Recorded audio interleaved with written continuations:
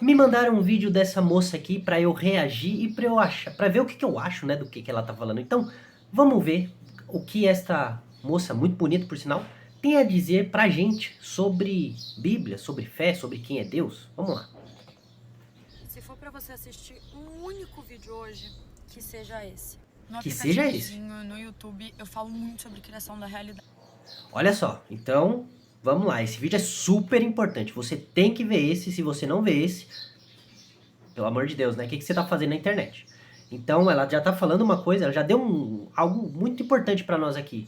Criação da realidade. Criação da realidade. O que é isso? E algumas pessoas têm uma relutância em aceitar que a gente cria a nossa própria realidade. Opa, algumas pessoas têm a relutância para acreditar que nós criamos a nossa realidade. Você aí que não, que reluta em acreditar que nós criamos a nossa realidade, você que acha tão difícil acreditar que nós somos os doutores estranhos da nossa realidade, super poderosos, capitães da Marvel, tudo mais. Que isso? A moça tem argumentos aqui. Ela vai apresentar argumentos sólidos pra gente. Vamos ver. Só que a própria Bíblia, ela comprova com vários elementos que isso é uma verdade. Ó, chamou a Bíblia, hein? Se a Bíblia falar, sua opinião é indiferente. Então vamos ver o que a Bíblia vai falar. Vários versículos bíblicos. Por exemplo, Vários. peça crendo que receberam e assim sucederá. Peça crendo que receberam e assim sucederá. Engraçado que todo mundo que cita esse versículo não lê o complemento de João, quando ele vai falar lá na sua segunda carta, ele diz o seguinte: nós estamos certos de que ele nos ouve sempre, ó, sempre. Não é às vezes, é sempre. Então é verdade. Ele nos ouve sempre, só que aí continua, a frase continua. Sempre que nós lhe pedimos algo conforme a sua vontade. Então, peraí, o apóstolo João, que usa uma frase inclusive parecida com essa que ela citou, que é do Evangelho de Marcos ou de Mateus agora, esqueci, mas ele complementa essa realidade de que Jesus nos ouve com o fato de que quando é de acordo com a vontade dele, e não quando eu simplesmente peço com muita força, com muito desejo, quando eu me esforço demais, quando eu estou realmente empenhado naquilo que Deus me ouve. Não, quando eu peço algo segundo a vontade de Deus, porque Deus é soberano, porque Deus é quem manda, e é Ele que atua através das nossas orações. Não é as nossas orações que movem Deus, tá? É importante saber disso. Mas vamos lá. A Bíblia já diz coisas diferentes do que ela está falando. É bom, importante. Às vezes ela tem algum argumento realmente acabando a bateria aqui, realmente sólido. Vamos lá. Que você pede algo crendo que você já recebeu aquilo, agradecendo, como se o que você tanto quer já fosse uma realidade na sua vida. Isso aqui que ela tá falando é importante, tá? Parte do pedir a Deus, e aqui é um elogio que eu tenho que dizer para ela que o argumento dela é verdade.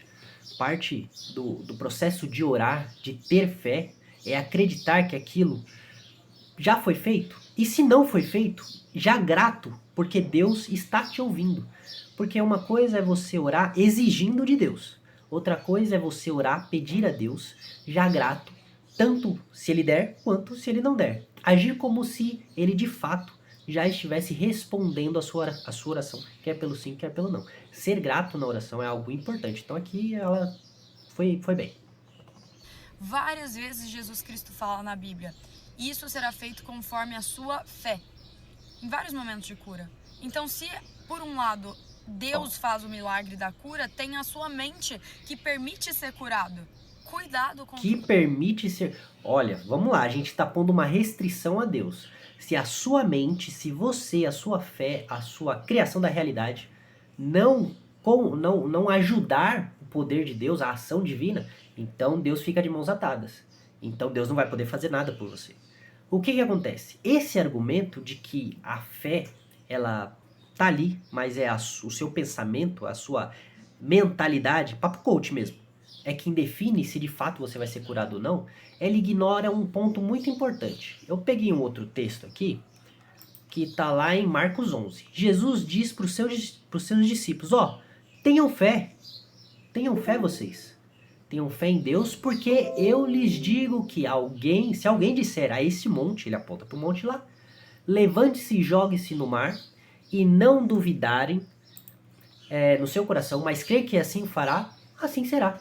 Aí eu te pergunto, quem de vocês, tendo muita fé, disse para o monte, ó, se joga no mar, e o monte se jogou no mar? Jesus mentiu? Obviamente que não. Mas o que Jesus estava querendo dizer? Que a partir daquele momento, todos nós iríamos mover montanhas literais, porque Jesus estava sendo literal. A gente ia mover montanhas literais com o poder da nossa mente, que cria realidades? Não. Ele está dizendo que se nós crêssemos de fato, e se nós disséssemos algo que parecesse impossível, Deus iria agir através da nossa fé. De novo, sempre ligado ao texto que nós lemos primeiro, de 1 João. Conforme a vontade de Deus. Agora ela vai citar outro texto aqui, ó. Vamos ver. Você pensa, pois a sua vida é dirigida pelos seus pensamentos. Tem algo mais nítido que isso? Então, não tem. O problema é que esse texto não diz isso que você está dizendo.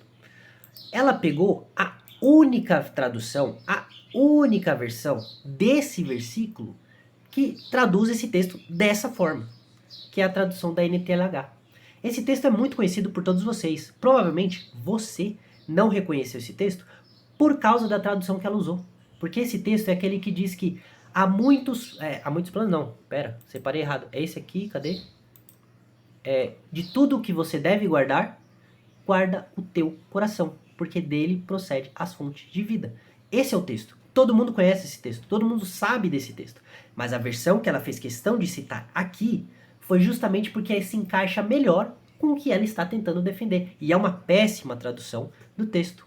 Porque o texto está dizendo que a gente deve guardar o nosso coração, porque o coração não é simplesmente a mente, mas é o centro das emoções, decisões, da nossa personalidade. Então quando ele diz guarda o seu coração, olha, cuidado com as paixões que você tem. Olha, cuidado com as suas escolhas. Cuidado com o que você gasta o seu tempo vendo, consumindo. Cuidado com as coisas que você tem como valiosas, preciosas para você. Então não é simplesmente, a sua mentalidade aí vai definir as coisas, guarda ela. Não, é cuidado com o seu estilo de vida. Cuidado com quem é o Deus do seu coração. Com que você acumula afeto, carinho, desejo, aquilo que alimenta os seus sentimentos. Cuidado com isso. Porque se você perder o seu coração, daí pro buraco é muito rápido. Se você amar a coisa errada, se você devotar a sua vida à coisa errada, você está perdido. Independente da sua mentalidade. Você pode ter a melhor mentalidade do mundo.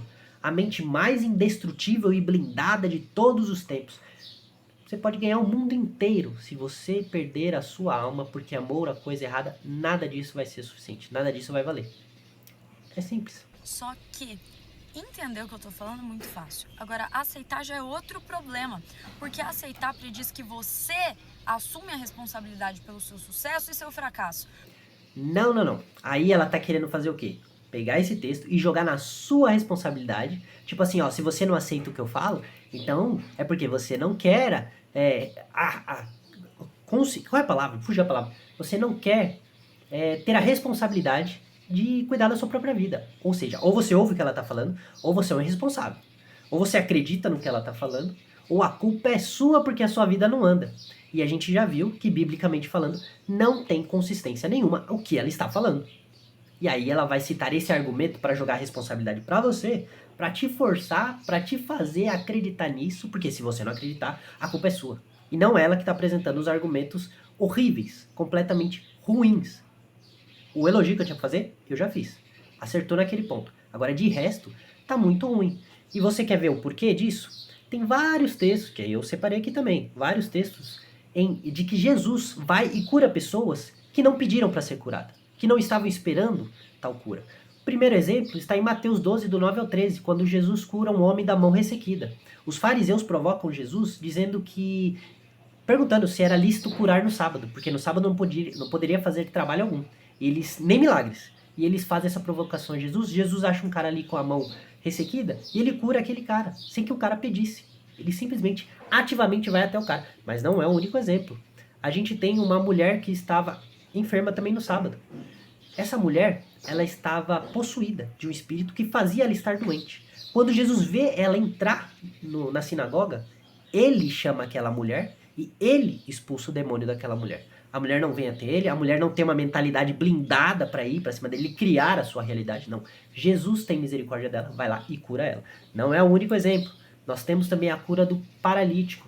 O paralítico estava lá na frente do tanque, né, e não conseguia entrar no tanque porque ele acreditava que o tanque ia curar dele. Olha a mentalidade, se eu chegar naquele tanque, se eu for o primeiro, eu vou ser curado. Ele não conseguia, porque ele não conseguia criar a sua realidade. Os outros eram mais rápidos do que ele. O que ele ia fazer? Pensar muito positivamente, então ele ia criar velocidade suficiente para entrar primeiro? Não, tanto é que ele não foi curado assim. Jesus foi até ele e mostrou para ele que quem poderia curá-lo não era água, mas era Jesus. E Jesus foi lá e curou esse cara. Não é o único também. Nós temos um outro exemplo de um homem que aparece também possuído na sinagoga. E Jesus vai até ele. E Jesus expulsa esse demônio desse homem. Mais um exemplo. Tem um coxo em Jerusalém. Agora os apóstolos, Pedro e João, eles estavam indo até o templo para orar, né? E quando eles estavam indo, eles viram um homem coxo sendo levado para ser colocado no templo, né? Para pedir esmola. Esse cara ia para lá para pedir esmola. Ele não ia pedir para ser curado. Quando Pedro e João veem aquele homem, ele chega até esse homem e cura esse homem, sem que ele pedisse, sem que ele esperasse. Então, em nenhum momento nós vemos, e tem outros exemplos, tá? Não vou citar aqui, que senão o vídeo vai ficar imenso. Tem outros exemplos que nós vemos em que as curas acontecem sem que as pessoas pensem mentalmente, forcem e busquem. É claro que existem momentos em que elas buscam, que elas vão atrás, porque, de fato, é aconselhável que se você precisa de algo, se você quer algo, peça a Deus. Peça, porque ele pode se compadecer. Mas não é o seu pedido, não é a sua mente, não é a sua força de pensamento que vai fazer Deus decidir ou não decidir. Provérbios 4:23 vai dizer que, aliás, esse é o texto que nós já lemos, é 16:9, que diz que o coração do ser humano traça o seu caminho, ou seja, você faz planos, certo? Mas é o Senhor que lhe dirige os passos. Um outro texto de Provérbios 19, agora versículo 21, diz que há muitos planos no coração do ser humano, mas o propósito do Senhor prevalecerá. Você pode fazer o plano que você quiser, você pode ter a mentalidade que você quiser. É Deus quem fará o plano dar certo ou não. Não é a sua mentalidade, não é a sua cabeça, não é o quão incrível você é. Você é totalmente dependente de Deus. E é isso que as pessoas não querem. Elas não querem ser independentes de Deus. Elas querem construir a sua realidade. Elas querem que o destino da vida delas esteja nas próprias mãos. E não está. Eu sei que é duro assumir isso. Eu sei que é complicado se ver como alguém vulnerável, se ver como alguém que depende. Mas você depende de Deus para tudo na sua vida. Sem Jesus, nada nós podemos fazer. Isso é claro. Então, tudo que ela disse aqui, positivismo, esqueci até o termo agora de novo, é aquela coisa, sabe, de você, por mais que você crê, lei da atração, esses negócios assim, sabe? Não tem nada de cristianismo isso, gente, tá? Isso é sincretismo que tem entrado no meio da igreja. Isso é um paganismo que tem influenciado a visão das pessoas e influenciado o modo de leitura delas das escrituras.